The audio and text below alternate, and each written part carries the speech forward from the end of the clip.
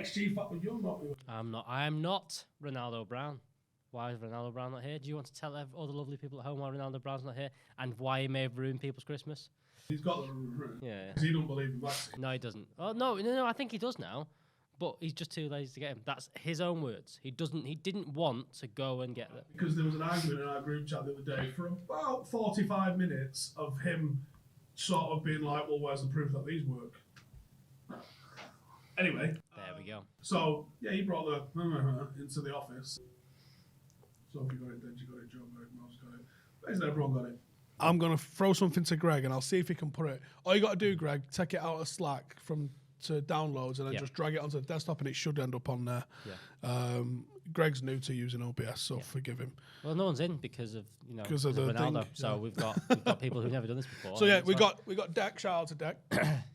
He's doing the camera switching for the first time. So if you feel like this is a bit epileptic, that's on him. Yeah. And we got Greg for the first time operating the other side of OBS. So no idea. People don't have a fucking clue what's going on. Guessing. So just chill, all right. Yeah. It's last week before Christmas, and no one's got a fucking clue what's going on. Yeah. And I'm stalling because I'm still trying to find this upload. I think it was in. When was the last time you ever actively was like putting things on Facebook? Because for me, I'm talking 10 years ago. Yeah. But it was that last race was ridiculous. There was some good stuff about it, some bad stuff about it. I thought it was a bit unfair. There's people saying that it was fair and all that kind of stuff, but. I don't know. I think they've gone maybe a bit too far in the fact that I think they're now trying to make it into something more. Well, I did peripherally see the fallout from the shitstorm at the weekend where they just changed the rules in the middle of the race. They've not changed the rules. They've used a big loophole in the rules to make it a bit more entertaining, but it wasn't entertaining. If they'd done it right, they could have made it entertaining. They could have stopped it all and restarted them. They could have pitted them and then meant that they literally just lined up on the grid again and did a lap of it. They could have done something like that, but they didn't. So, anyway, it struggles for me to like. I was obviously disappointed. That's about 2006 in my Facebook. That's a long way back. I was a little bit disappointed because my mate works for Mercedes, so I always want them to win and stuff like that. So that's my kind of. Is that Lewis Hamilton's? He works Lewis Hamilton Bottas team. He does a bit of both kind of thing. So that's kind of where my allegiance lies with it. But I also don't care that much because there's no passion. It's not like when United lose or when someone else loses. I'm just like, you didn't win. Are Ferrari any good?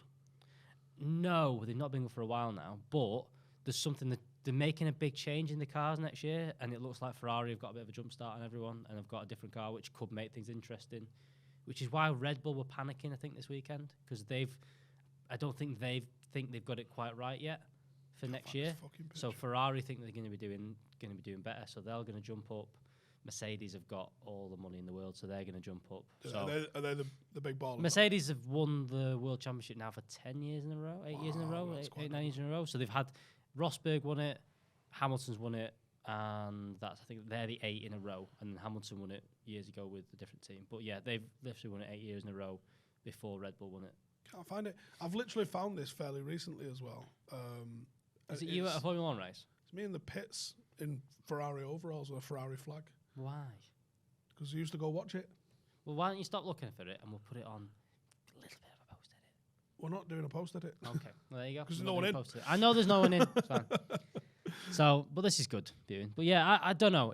I think they may have gone too far with it. I think Netflix has been bang on with it. I think Netflix has been bang on. I think they've done it right because they've actually given a bit of personality to the drivers, which means that you watch it and you go, I like Born to Ride, Drive to Survive. It's very good. It's very good. I've heard it's good. I haven't watched it. It's well edited. It's amazing edited. You actually get to know the drivers, which I think is... I think all of these behind-the-scenes documentaries are good. Like, I found myself watching the Toronto Maple Leafs one. Is it Toronto? Yeah, it is. Maple Leafs one last night. I think they need to do, especially because team sports are team sports.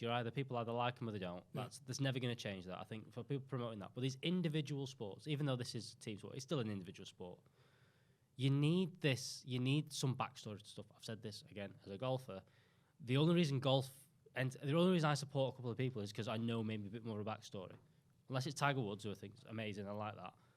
Unless you know the backstory, it's no good. So I think that Drive to Survive's got that. They start telling the story, you get the personality. It's not the X Factor style, is it? It's not X Factor style stuff, but you actually get to see the behind the scenes, politics and all this kind of shit, and you go, he got done. So they actually interview people without them crying? Yeah. I'll do that. They actually interview them. Nothing turns me off quicker. No, there's no crying. But there's a lot of... Here's Darren. why is he fucking crying? No, Jesus. there's none of that. There's more the fact that they go, he's bought his way into that team, and now they're trying to see his dad. One of the owners of a team is someone's dad. He can fuck off. And one of the drivers now drives for him. And then so there's a bit of that where they kind of go, what the fuck is it? So people don't support him because his dad owns the team. And like, that's no evil good. Character. But there's all sorts of this. There was a driver for Red Bull last year that kind of got booted out, and they've got like a worse team. So they've got, is it AlphaTauri? Right. They've got another team that's like Red Bull's little feeder team. And they gave him down to them, and then he won a race and beat Red Bull to it. So that was quite a good stuff. So when you watch that race, if you weren't into Formula One, you didn't get it. But when you watch the Drive to Survive and see the pattern of events, that they script a little bit, they move events around a bit to do it. But you see that he got booted out by Red Bull. They replaced him with a younger driver who hadn't done it before. Goes in this team, and then he wins the next race. That's pretty good. I like that. It's a good storyline. Good story. Yeah, good story. Fair play to that. Right, so as you'd imagine, everyone's mentioned the 1991 Cup Winners' Cup. there's been a little bit of that. Yeah, we're not talking about that today. That's for you, Bruce. That's Friday. That yeah. We're trying to get 2 of the players on to do a watch along with us. That'd be ridiculous. Because you and Joe is so giddy. And you're even more excited than the players are. Because they're just going to sit there and go, yeah, it was all right, wasn't it? And you're like, but what about this bit? And you're like, and when you played Wrexham, Wrexham. Talk to me like that. Who's got the biggest head in football? Biggest head in football? I mean, the obvious one is Harry Maguire. I don't think it's a patch on Lou Van Gaal's. That's good. Do you know what? Keane and Richard has done that. The driving thing, driving home for Christmas thing, and Keane takes the piss out of Richard. He said, how many goals do you score? He went, 11. He went, you're 6'1", aren't you? He went, yeah, and you've got a massive head. How have you not scored like the odd header? He just fall into it. Keane taking the piss out of him. Keane's got quite a few goals, you know. Because well, then Richards went, well, how many goals did you score? Expected him to say like 25. He went, yeah, I think I scored 94 goals in my career. And he went, I think people forget how good he was at going like forward. 7 or 8 a season. Yeah, he was always, and they were good goals. He was box to box. Here's the thing, right? People think because the way the modern game's evolved, they think Roy Keane was like the Makelele role. Yeah, they think he's but like. He wasn't. Like they try and compare him to like Fernandinho and all that kind of stuff now, and no, he did that, and then he did some other shit on the other side. Yeah, he'd be getting on the end of crosses. Yeah, and I seen this the other day about. And that's what changed the last few years of his career, where he probably got more TV exposure, but just because Sky was everywhere by then. He was doing more of that. He was more like your Fernandinho or someone just sort of. But in the 90s, back and forth. My God, yeah. And I've seen this the other day. I've seen, cringe watching the Tottenham Liverpool game. And Gary Neville said, I've not seen fullbacks like this since Roberto Carlos and Cafu when talking about Alexander-Arnold and fucking Robertson, right? And I'm like, yeah, but they were mint in a team that was playing 4-4-2 and they were doing the defensive work. This team is set up for them to be the creators. They're basically wing backs. They're the ones that go forward. The midfielders drop back. This is set up for them to attack. Yes, they are breaking records for fullbacks. I completely agree. That is quite impressive. But when you then compare that to, you can't compare. What you should be comparing that to is right. Well, how many assists was Beckham getting in prime compared to Trent? It's about the same. He's not goal contributions, whatever. It's about the same. Yeah, but you also got to think that the game has done that, and like the top teams and the top players score more goals now than they did back then. And the thing is, this is where the creativity is coming from. It's not like United even recently, all their creativity's come through the middle, and you've got a player like Bruno that does it. Even like City, the fullbacks aren't the creators. It's started to become a bit more now, but that's not where the creativity is coming. The thing is, if you look at City and Liverpool's sort of average positions, if you ignore the specific player positions, the areas on the pitch that they take up are identical.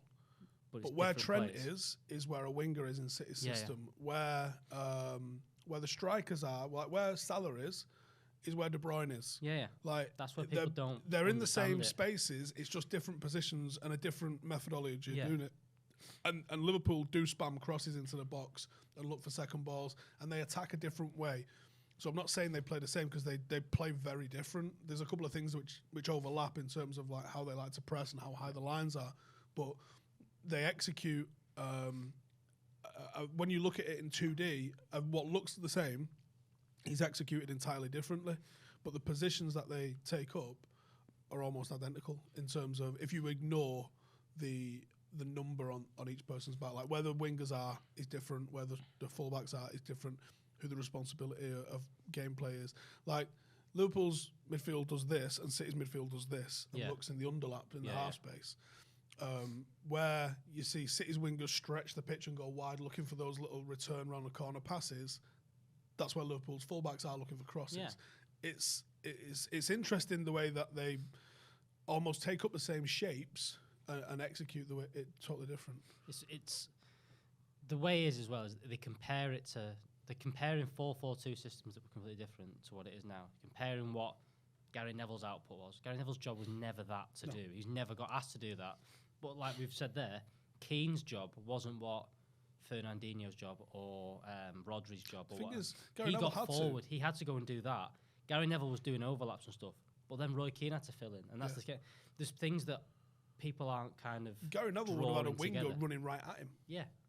Trent doesn't. No. He has someone He doesn't defend his behind. box against a winger. He doesn't do that. It was it's a completely different system, and you comparing it, Cafu and Carlos, they were in a system when they were doing stuff.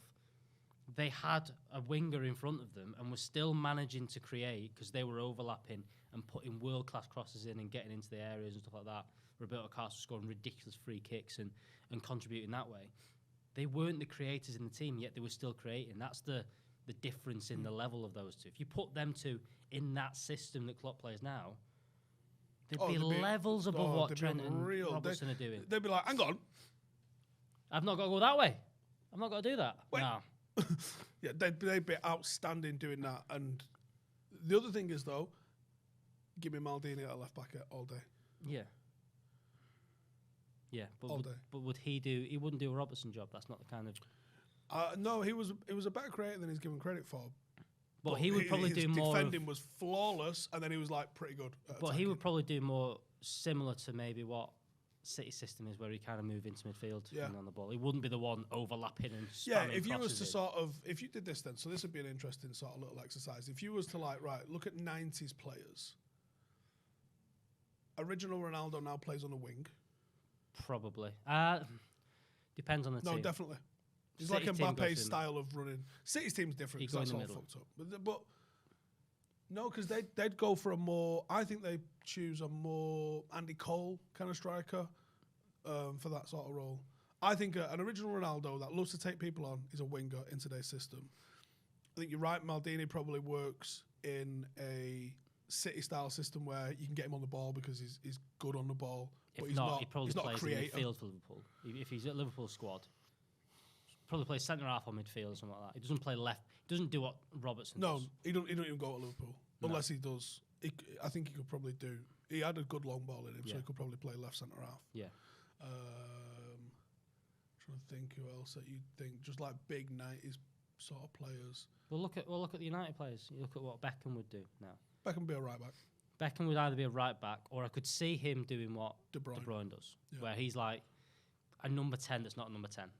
And I think you had Hoddle on here, and I think I wanted you to push him more on. Go on, because he kind of explained that Rio was going to be the centre of 3 and push forward. I wanted him to go more into detail of where was Beckham going to play in that system. It was 3-5-2. Was he going to be that wing back? Was he going to be in the Was he going to be in the midfield? Where was Scholes going to go? Let's see if we get an answer now. Because apparently Glenn's seen his arse with me. Wow, comparing him to Jack Grealish. Oh, I didn't compare him to Jack Grealish. I asked a question. That was me watching that. I said it was interesting to see because again, when you see someone like Rio just shut up and just ask questions and want to know more, and the way he explained stuff was really interesting. But that was my thing that I was wanting to go was going. Where were these? You mentioned that system, and it's clear to know where Rio was going to be. He was going to be your main centre.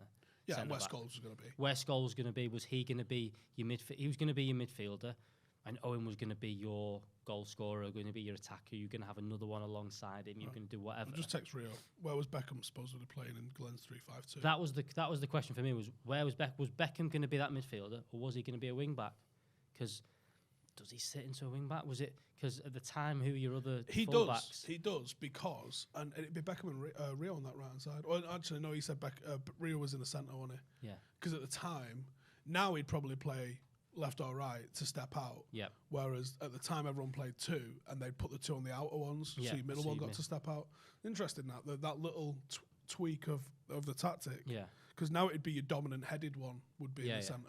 Yeah. And your organiser, although Rio's an organiser. But he's not the one that wants to step into midfield, whereas... Beckham's work rate was underrated. Oh, it was ridiculous. Like, he could finish the bleep test. Yeah, People don't give him and Dwight York, which shocked me when I read that. It's in Gary Neville's autobiography. So there's 2 players that could finish the bleep test. And it was like Beckham. I was like, yeah, I've heard that. And then and Dwight York, and you go, well, I didn't see that one coming. No. Absolute party animal. But maybe that's why Fergie tolerated him. But there's just some people that can do that. There's just some people that can go and do that. And we've. So I think Beckham would easily have had the work rate, because you got to remember, he's not a fullback as a wing back. Well, my only question with that is, how important did Glenn Hoddle see that wing back in that time? Because yes, now when you look at a wing back and you go, yeah, do you know what, they're important. But did he probably see him as better than that and go, do you know what, I'm going to play him in that right side of midfield? He might have found someone with energy. It might have been Gary Neville still. That was just up energy, and down, and just have him slightly inside, kind of in there, kind of picking the ball. Kind of what he did towards the end of his career, even at like PSG and stuff, was just him in midfield. Yeah, it was like in a quarterback kind of role. Yeah, but maybe, like I said, maybe close to what De Bruyne does now, and kind of steps forward. So in your 3-5-2, left back would have been Lasso, because there was no other left backs. Yeah, I think obviously Ashley Cole would have come in there at some point and been good at it. And been good at that. And do you know what? If we'd have played 3 at the back, think of all them arguments for England about, we've not got no one to play on the left wing. We played Joe Cole there, no one liked there, because he kept cutting inside and leaving space. He wasn't a left winger. He wasn't a left winger. And you played Scholes there, and you're like, if you play 3-5-2, just leave Ashley Cole down his own. So, in your 3, so you've got midfield 3 here. Yeah. You can either tip it up. What year were you in? 98?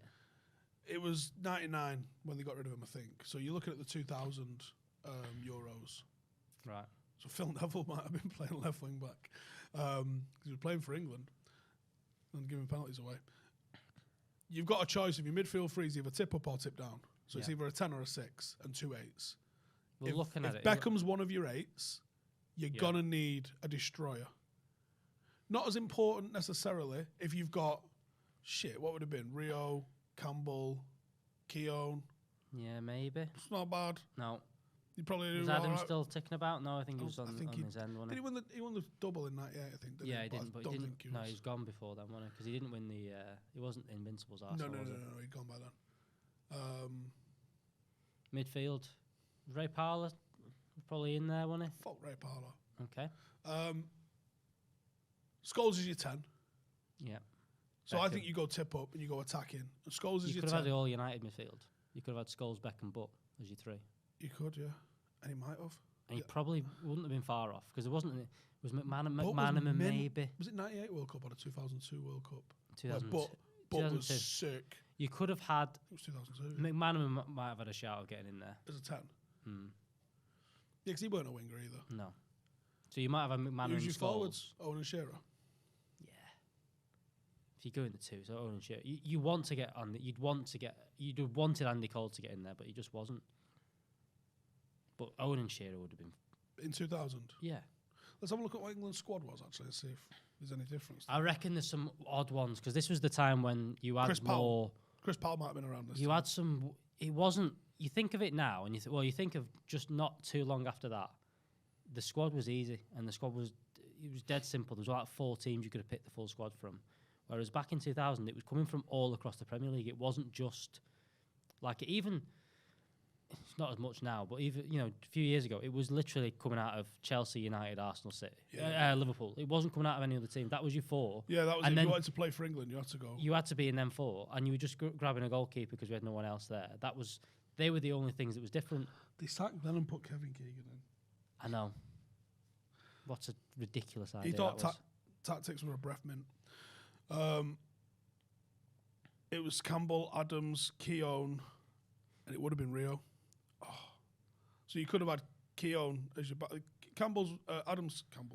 Adams was 33 at the time. Keown was 33 at the time. And Campbell was the prime. Campbell was your main one, wasn't he? Really, at that point.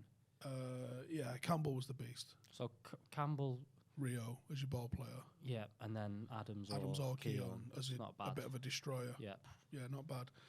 It was Beckham and Scholes, Shearer's captain, Owen, McManaman, Southgate, he was only 29. He might have been as part of a free. Yeah, he might have had probably. a chance. Yeah. Actually, he wasn't terrible. You still had Ince. He was only 32 at the time. He was at Middlesbrough. Gareth Barry, he was 19. Gerrard was 20. I think he made his debut in that summer. He I did, think. yeah. He still had Wise. That's a waste of a fucking shirt. Emil Heskey, only 22 at the time as well. So I mean, they Heskey combined and Owen quite might well. have been the two.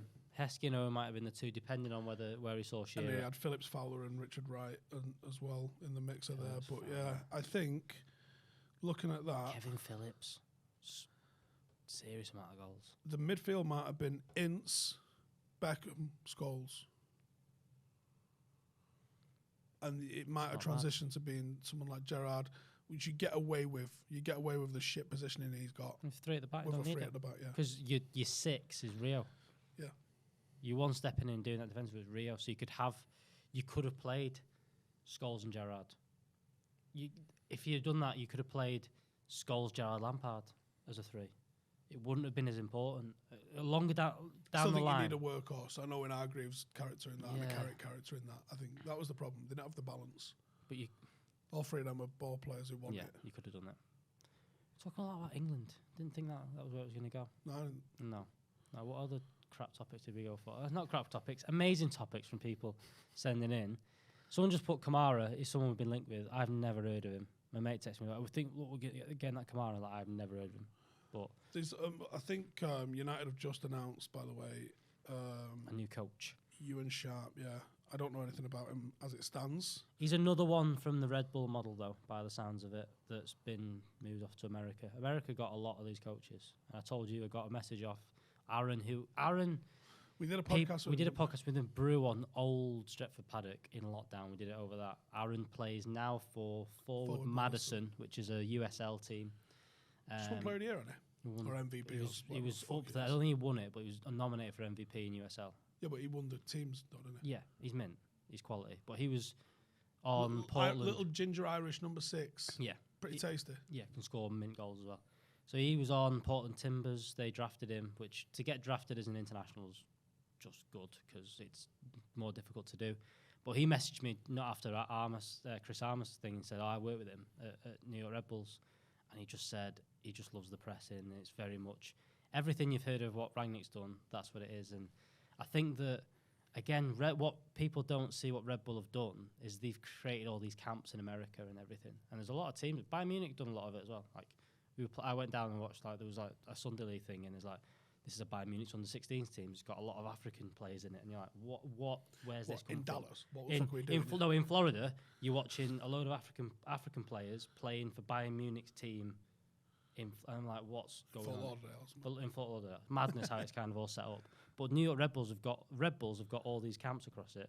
Aaron went to one of these when he was kind of, I think either when he was playing USL 2 or PDL and stuff like that.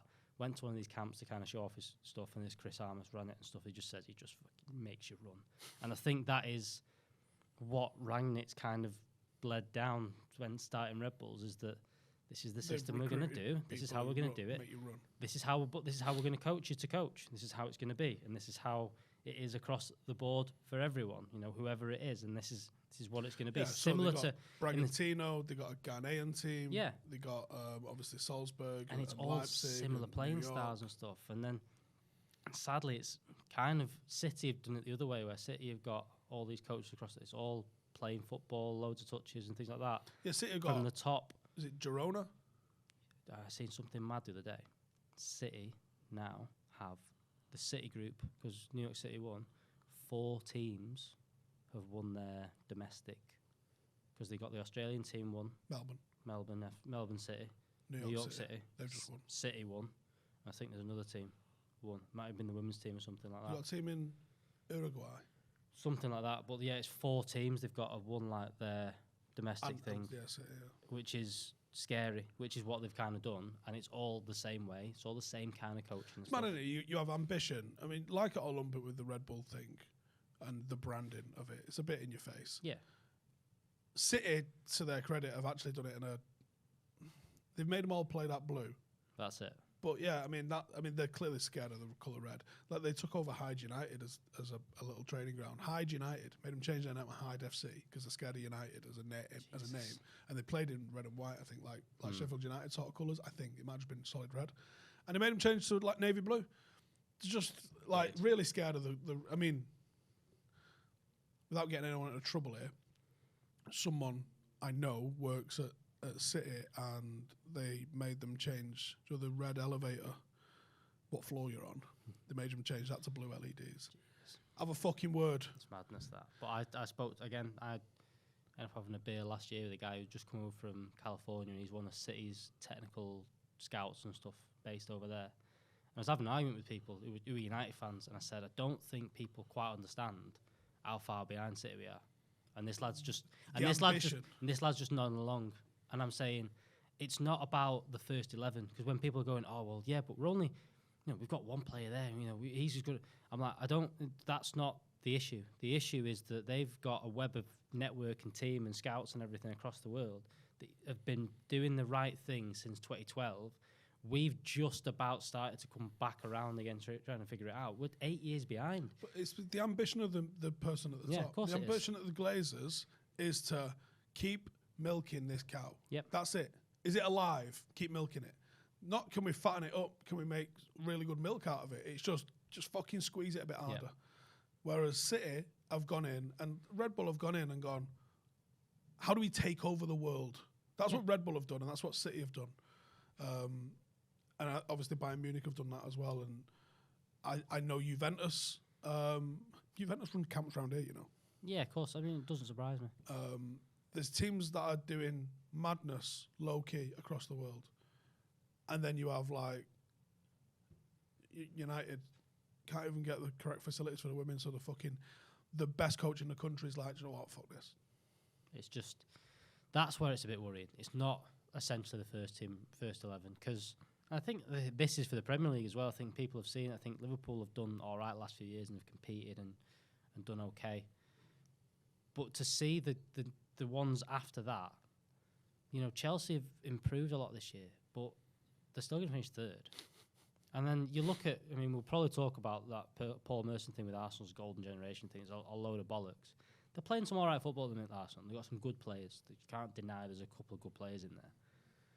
But even if you think Arteta's a good coach, and even if you think these lads are good, they're still a long way behind Manchester City.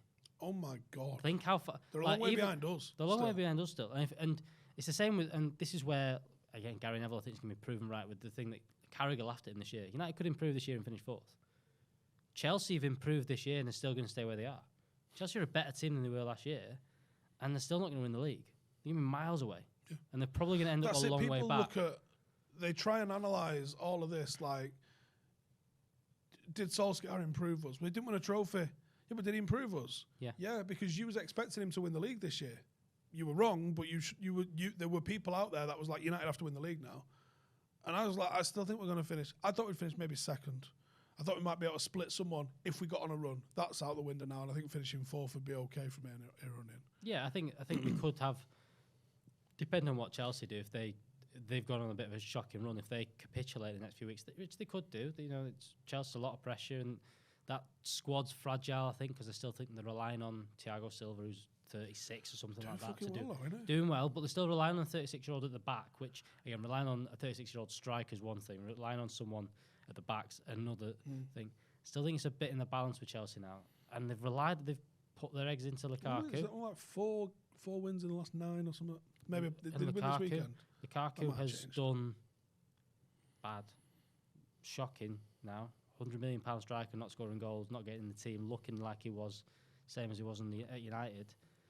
That could go. How easy is Italian football?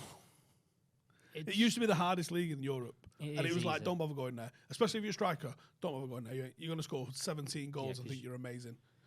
It's weird how easy it is. It's weird how, I don't know. I think it's just, again, but I think this is the whole thing with all the Premier League leagues. in the 90s was a little bit of that. The Premier League, like, you would get your Desai's and people come, Crespo's, they would come to England at the end of their reign in Italy where they'd been mega. They're now shit and old, and they've come here and gone, I can play it. Yeah.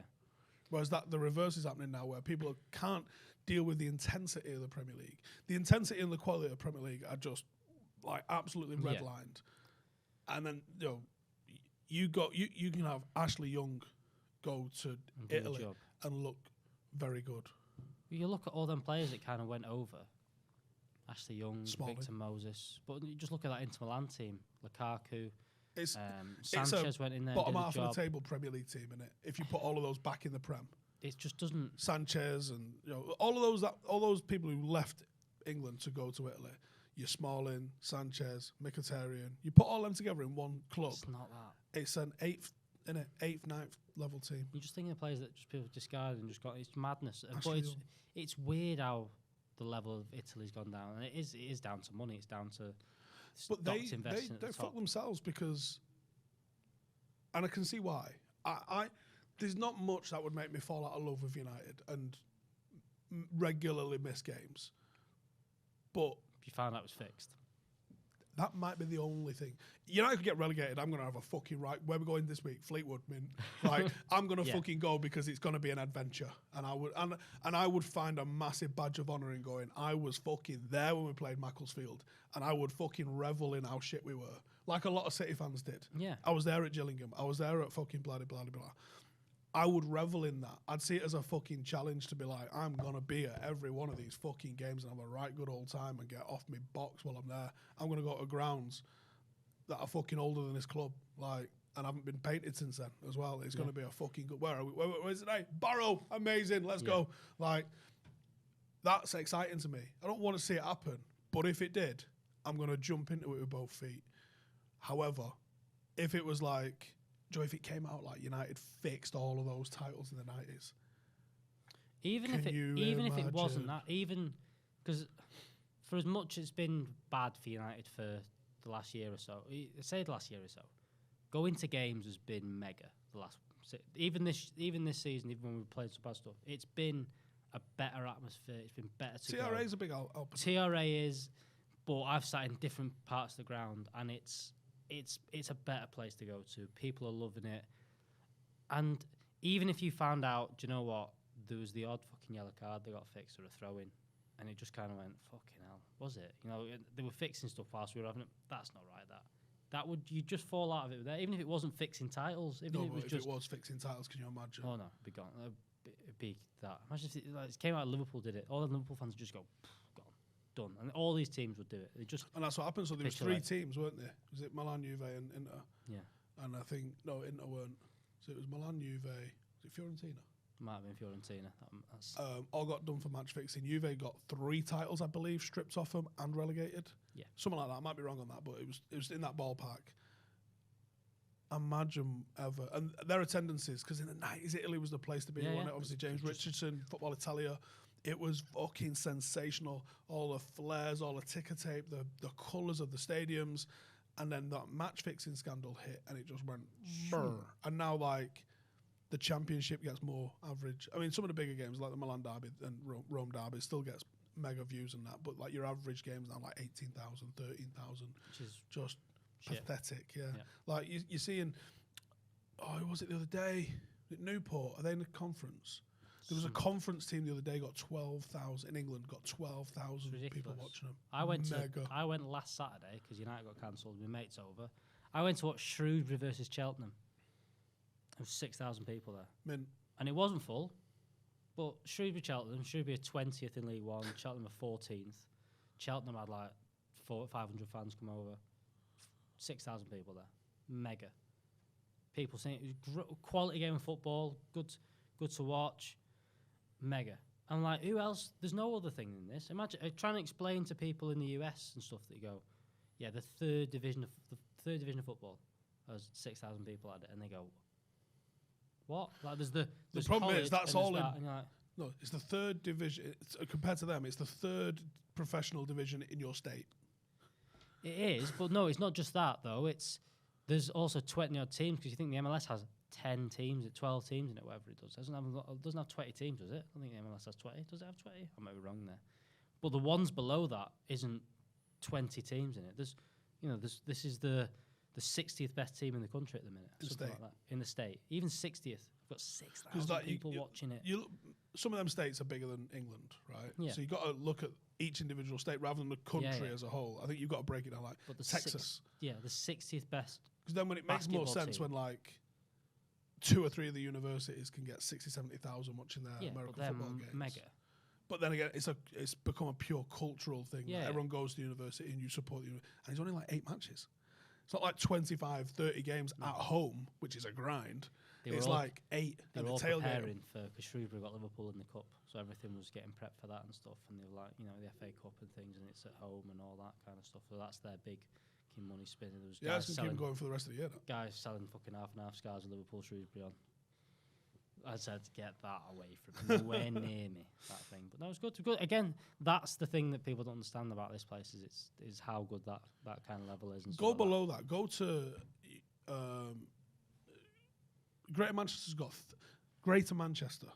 It's one city and a lot of satellite mill towns. Yeah. Greater Manchester has got 37 semi-pro and pro football clubs. What the fuck? I tell you what. Did you see the Macclesfield town tweet? Before we get into this, I want to talk to you about balls. Oh, great. You like talking about balls? We do like talking. You do like talking about balls. I usually organise this, but yeah, go on. What are we talking about balls? See the way I just slung that in, and we'll come back to Macclesfield. Yeah. Right. There's the read. I'm going to the read. Ho, ho, ho, gentlemen. The holidays, I think that means Christmas, has come early this year. It's not, it's on the 25th. It has been for years. Yep. And a gift that keeps on trimming. Santa's beard isn't so appealing when it's coming out your trousers, and that's why Manscaped, the leaders in below the waist grooming, have got you covered. And you can now join the 4 million men worldwide who trust Manscaped to keep their trees trimmed and their ornaments polished. I tell you what, if the guy at Manscaped can come up with any more euphemisms for dick and balls, he needs a pay rise. I've seen January, they've done it. All right, fair play. Right, listen, it's code XG20, you get 20% off and you get free shipping. And I know what you're thinking, Steve, will they deliver in time for Christmas? Honestly, probably not. But why don't you have a fucking go and find out? Because I know you forgot someone. I guarantee you forgot someone. Yeah, fuck, Grandad. And he'll have big old balls. Maybe Grandad. Got his hands on the ball. There's someone else you can get. There's other people you can get for. Grandad might be a bit. Go and get yourself. Listen, 20% off, XG20. You need to wash your balls. You need to clean your balls. You need to trim your balls. Yeah, the performance package got in it. Go into 2022 with fresh nuts. Yeah, because you've got like the crop preserver. You've got all deodorants and all that kind of stuff. The boxes are mint, very comfortable boxes that you get in it. It's a nice little bag you've got in it as well. The trimmer. It's all good stuff. It's all good stuff. It is a good bag. They've also got like shampoos and stuff now and body washes and stuff that smell good. They're getting right into the mix. They're getting right into it. The aftershave. They've stopped putting the aftershave in, haven't they? Maybe they'll bring that back. The aftershave. You go, this is gonna smell like absolute. It's pretty good. It's pretty good. But the crop, the ball toner and little squirts and stuff. It's good stuff. Make 2022. This isn't in the read. I'm just saying it. It's just a life advice from Uncle Steve. Make 2022 the year that you have good balls. Yeah. There you go. Go and do it. XG20 at the code will get you free shipping and 20% off. That's manscaped.com. Code XG20, 20% off. Right, Macclesfield. What are you saying? Macclesfield did a tweet saying we're doing a bit of a push because we're going to be the best attended Northwest Counties team. And then someone tagged them. Sorry, it's not right. It was FC United. They got like 7,000 people at a Northwest County thing. Just FC United milking it because Macclesfield got all giddy and everything with it, saying, "Yeah, we were only like 45 tickets away from the record." And FC United. How many did they have? I think it was something like 3,750 something, which is impressive. Hella impressive. I've been to an FC United game which got like 4,000. No, FC United got 6,000. No, FC United got 5,000. No, I've been to a game, but they got like 4. I think it was 4,300. Yeah, I'm sure it was in the first season because he was in a title race in the first season. It was fucking mint, to be honest. But yeah, so that was the thing. They put the tweet out, Macclesfield bigging it up, going, "Yeah, we're only a few tickets away." And then next minute, FC United came and went, "Nope, you are nowhere near, lads. You've got to do another 1,000. I don't think you can do that, lads. I don't think you've got the capabilities of it. I don't think you've got the stadium for it." But again, I think there's been a switch as well in this last, with all the COVID stuff going on and more people going and watching different football. That might just be me. Might just be me going, you know what, I'm more interested in going and watch that. We had the lads from FC United on the Brew. We're going to have our Paddock will be in a stadium again next year. It should be good. That's killed us this year. So thank you to everybody who's bothered their ass to come and watch a Paddock game. We've got 3 league home games left, 3 away, 3 at home, I think. It's difficult to watch on the side of like a 4G and stuff like that. Isn't it? Yeah, so we're in a 4G on a cage at the moment. And from my experience coaching on there, having just everyone standing next to me is not a good experience. No. And it's not a great watching experience. Like, Nichols is an all right training venue, despite the fact it's like the oldest, I think it is literally the oldest 3G in Manchester. The Football Foundation put it in like 20 years ago. And it's fucked. You told people what it's on? We did the research on the other day. My granddad was telling me a really good story about this. So in 1954, my granddad used to go play football on there. Right. While it was still the cemetery. Right. 1966, it had, do you know the flagstones, gravestones that you walk on? Yeah. Like old churches usually have them all over the place. Yep. So you walk on them and it's got like, 17 old blah, blah, blah. Where Nichols is, where Paddock's home ground is this season, we're in a different spot next season. I'm just waiting for it to be built, to be honest. Right, okay. The steels have gone in for the stand. We've had a tour of like our lecture theatre and the gym and all that, the changing room, that's all ready, but the stand and obviously where the pitch is going to go, there's currently a 4-story building in the 18-yard box. So right, that's going. Good. I think that's going this week. Right, okay. The demo, because it's at the college, so while the college is going, they're getting rid of that building. So there's a little stadium going in there. That stadium would technically be good enough up to step 3, which is just below Conference North, so Northern Prem. That would, if we were good enough, we could go up to that level in this little place that we're going to be in. And obviously we can have spectators and stuff there. Yeah. I think it holds like 3,000, something in that sort of ballpark, which we don't need. But being at Nichols this year has killed us with the spectators. And so my granddad pulled a coping stone, off the top of a wall. Yeah. Climbed over the wall, and as he was dropping down, pulled a slab onto himself and had to go and have a skin graft. It blasted his leg. Anyway, there's 80,000 bodies where we're currently playing. So it's haunted. I think it's haunted. Might be. There was a guy from the college like, I think that's probably why we've never won a game here. I was like, we've won loads. It's not that. But yeah. When I told her, I was like, 80,000 bodies. So what they did was in 1966, because there was like, I think every relative of anyone who's in here now has probably passed away. Yeah. Unless you're talking multiple generations, but any direct relative. Yeah. Has probably passed away. So they just lifted all the stones because they stopped putting people in there, I think, in 1908. Right. So it's been a while. This was a cemetery for like 150 years. I think it goes back to 1700s. Who the fuck knows? Yeah. So they stopped putting people in there. So they must have exhumed the bodies, right? Nope. Nope. They just put grass down. So yeah, there you go. 80,000. It's a lot. That's proper Victorian. Pack them in there rapid. It's not that big of a space. Yeah. So you got to think what Ardwick is and what Ancoats is. It was just mills. Yeah. So it had just been mill workers. Just slammed in there. Because Manchester wasn't a big city until the Industrial Revolution. No. Then that happened.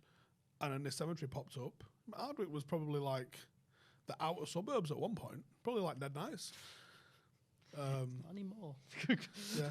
My granddad was saying, actually, because he grew up in Ardwick, and he was saying, they're not there now, but if you go kind of towards the university from the Apollo, so that estate there, I reckon it's built in like the 60s or 70s, that estate there.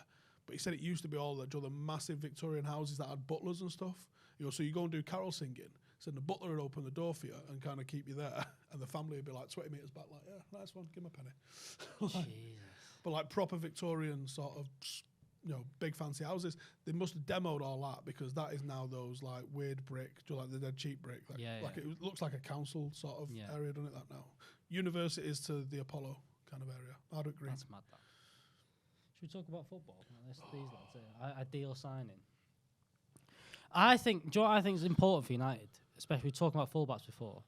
I think right back has gone up in estimation. Because I think that in this system now, you've got Fred and McTominay in that midfield, and I think that obviously you want to upgrade there.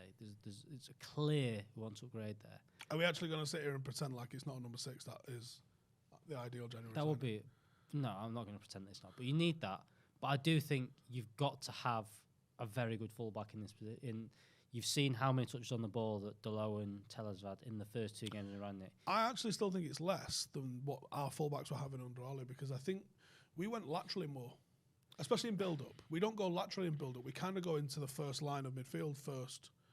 But there's more importance now in how the fullbacks being the creators. There is, and they're more productive and more vital in the final third. Yeah. But when we play out, and this is one of the reasons why United used to get trapped as well, because they'd let Maguire and Lindelof have it. They're like, yeah, cool. Yeah. I know you're only passing it to Shaw. Yeah. And I'm going to press him. Yeah. And here's the thing, right? So it's quite easy. When you talk about like pressing traps and things like that, it's very easy to sort of predict what's going to happen. So I'm not going to press your centre half yet. So I'm the striker, you're my right winger. Yeah, and you're lining up against Luke Shaw, I'm against Maguire. Yeah, we'll sit in a flat 4. Yeah. Let Maguire have it. He's only going to Shaw. That's usually he's either going Shaw or he's going this way. And we only have to worry about if he goes there. So when he goes to Shaw, we start pressing. And I'm going to press him, and you're going to press Shaw. It's done. Where's Shaw going? It's either going fucking long down there, he's going back to Maguire, or trying to go into midfield into fucking Fred. Or he passed it to Maguire, and I'm going to try and intercept because he's going to fall over. Yeah. Yeah, and hopefully he gets better. I think Deleu's stepped up. I just think that the Norwich game kind of showed that he's not that elite level that is, we're all right yet. I think that I just don't see Wan Bissakas getting back in. Whether Deleu can step up and go, right, I'm going to become the next best thing here, whether that's a Laird coming back or not. I still think there was something in Trippier. I think Ollie had maybe given up on Wan Bissakas a little bit, and also given up on Deleu as well. I think we went hard for Trippier. I think he gave, but that's what I mean. I think he gave up on Wan Bissakas getting better. I think in his head he was like, right, we need a bridge to Laird or till we can prioritise. Everyone should have their eye on Laird. Yeah, he's killing it this season, and he stayed injury free. I think if he gets through this year, I think he comes back next year, and I think that's.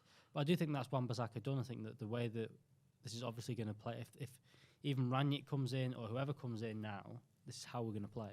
And I think that right back has now become another important of a place where we need to figure out who's playing there.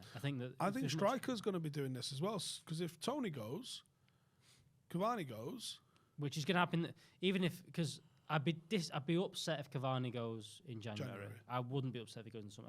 He's done more than we expected. If he does something this year, if he wins us something, scores a goal that gets us, even if he gets us to a semi-final of the Champions League, great. He's done his job for what we expected Cavani to come in and do. He's done his job. It'd be disappointed me in Jan. But yeah, both of them are gone in the summer. So you've now got and then you've got Ronaldo, and the clock's on him. He's not 5 years left, has he? No. Is he going to do another year? If we don't win anything this year, I think he does one more year. But I don't think he does 2 more years. No. So you're like, right, well, we got to find someone to bring in. Now, you might be grooming Mason to be that guy, and he might get there, or he might not there, yeah. I'm playing with 2. Yeah. And you can probably play Rashford in there. You might be able to play Sancho in there. But you need at least one more Cavani-type character. I'm going to set you a scene here. Imagine this. Forget who his agent is to start with. Oh, Haaland. Right. That's Haaland. Right. But imagine for next season, we've got Haaland and Ronaldo as the 2, and then the season after, and it's Haaland and Mason as the 2. That's pretty good. It's not. I don't think it's going to happen because I think Haaland goes to City and scores 100 goals in a season. I don't think he goes to City. I think Raiola's too greedy for him to go to City. Because if he goes to City, that's his last move. City aren't stupid. The only reason he moves on is he does his knee and doesn't play. City aren't daft enough to sign someone that's going to get moved on. They've not moved anyone. The only player they've moved on. They only move players on their terms, yeah. Is Sane, and even still, the only other one that's looking at now at the minute is Ferran Torres, who I don't think they were expecting. No, they've moved loads on. Who are shit. But it's on their terms. Yeah. It's not been loads that have been moved on. Whereas Haaland to United makes sense. I mean, they moved Mendy on to Forest Bank, but that's different. Yeah. Yeah. If they brought Haaland in to United, he could go elsewhere again. Like Madrid could come in 3 years' time and bid another 120 million. Raiola, I know they're going to put all this and do that. If he went to Madrid and Barca, he could do City or United after that. He could do Bayern Munich after that. There's all them options. That's why I went to Dortmund in the first place, because they wanted that. This is United's issue, is we're not the destination currently like we used to be. No, City are. But there's only... Bayern Munich have always been a destination. But there's only City in the world, really, that have that, we're not going to make money on you. No, Bayern. Bayern and City maybe. The rest of them, Liverpool will still sell you. If there's an offer that comes... If 120 million came in for Salah tomorrow... Yeah, buy. He's gone. Patty shit. They're still frugal enough to do that. Even Chelsea as well. They, I think, they do move less, players on. but There's not the pressure to move them on at Chelsea, but they would do it. They would do it. United got two of their players who were still decent. There's not many destination clubs. Madrid used to be. It's not anymore. They'd still take cash. Yeah. If you come in now, if City came in now and went, do you know what, we're going to get Vinicius, say, and there's 90 million quid. I think Madrid go, okay, we can get that and we'll get Mbappe kind of thing for that. You know, they're in that mode. 2-3 years ago, they wouldn't do that. I think there's that option now. So I think for Haaland, that's the interesting bit. It's not because look, be honest, City is the obvious choice for him. It just is. Dad played there. Grew up watching him, supporting him. Watching him. They are one of the best teams. There's not many people who can say, truthfully, that they, and without taking a piss, there isn't. It just hasn't been a thing. A City fan, no chance. I grew up as a City fan, and it'd be real. But there's actually photos of Haaland, even just watching his dad. It happened. Yeah. So that would make sense, but doesn't make sense for Raiola because they ain't selling him. They ain't gonna sell him for. All right, go on. Money on the table. Who's your who? Give me the what and then the who. It has to be a midfielder. It has to be. I'd love it to be. There's rumours today Declan Rice isn't the favoured one. I'd love it to be someone like Declan Rice. I think it's just a money thing. Do you know what the good thing is right now? If they give you 100 million, you can't spend more than 50 on it. No. Do you know what the good thing is right now? Is that we're getting linked to players that I've never heard of. And I said this. I think I said this on a Paddock video years ago. It was like, what's your dream signing for United? I'm like, I want United to sign someone I've not heard of because it means that they're better than me at scouting. Because if we say, what's your dream signing? Mbappe. Look at summer. We signed Cristiano Ronaldo, Jadon Sancho, and Varane. It's what I do on FIFA. Yeah. Of course. So you and every other 12-year-old out there. So it's not had any thought to it. I want that signing where you go. You want your Vidic and every signing. Where you go, who the fuck is he? He's it's amazing. Not even that. It's not even. It's the when City signed De Bruyne and you go, 60 million's a lot, but you know what? But he fit in and went bang. There you go. Fits there. He's what they want. Now that's it. Yeah, it's a lot of money on someone you've never heard of. That's what you want. Although we did that on Fred. Heard of De Bruyne, but you know. He's the player that's going to fit that system. It's not a lot of money on Neymar. No. It's not a lot of money. It's not. It's like, how many fucking Instagram followers has he got? 24. Okay. They're him. But we paid 50 million for him. That doesn't make a lot of sense. It's someone from the German league that's like, you know, maybe more of the like Mkhitaryan kind of role where you go, do you know what? I've scouted him enough to go, do you know what? He's going to make that next step here. And I feel like we're in a better position to do it now with Ranić there. Yapstam, Rude, Evra, Vidic, world class. Yeah, but the one that you know is going to take that next step up. I'm hoping, for me, that would be if we can get someone like that over the line in January, for me, it means that Ranić's done enough work, scouted, gone, yes, that's it. And also the old scouts have gone, yes, he was kind of on our radar, but, you know, we wanted someone to push it over the line. That's my dream. It's someone like that you go like, not indeed. Has it been Leicester. Under the previous sort of because that's what Wan Bissakas was really. Yeah. And even though in hindsight it hasn't worked out like everyone thought it was, but the potential looked like it was there, and he's not took the next step that he needed to. But like you signed Harry Maguire for 80 million, you signed Wan Bissakas for 50 million. You spent 130 million in your own backyard on players. There was no imagination to it. At that same point, it needed to be done like that. I think that this again. The position United were in, people are always going on about Harry Maguire going, maybe he's not good enough, he's not done it, he's not an £80 million player. He's not an £80 million player, but at that point in time, United needed a Premier League proven player that wasn't going to have to take any time to bed in whatsoever, and he's going to go, you are going to be my centre-back. You can't risk it. You couldn't do anything like that. We needed someone that wasn't going to be a superstar that was going to come in. You couldn't have done it to Koulibaly because he'd have been the big time and I don't think he'd have fit in with it. You need someone that was at that. And Harry Maguire, for as much people don't rate him, he's played like 200 games for United. It's ridiculous how many games he's played for Man United. He's probably made his money back already for Manchester United by starting and doing all right for 4 seasons. Yeah. And even if you sign someone next year... The last 6 months, he's been shite. But next year, he'll probably be all right again for another year, another 2 years. He was good until this season. He was good. And people flip the narrative. Like, I saw the other day when he was out, people were like, we're going to win now because he's not playing. People said the reason we lost the Europa final was because Harry wasn't. Yeah, and people then compare him to what City have done. And they kind of go, they spent... I'm like, yeah, but what you're not realising is they bought... Mangala, Ake, Laporte. But they bought John Stones, first year of Pep,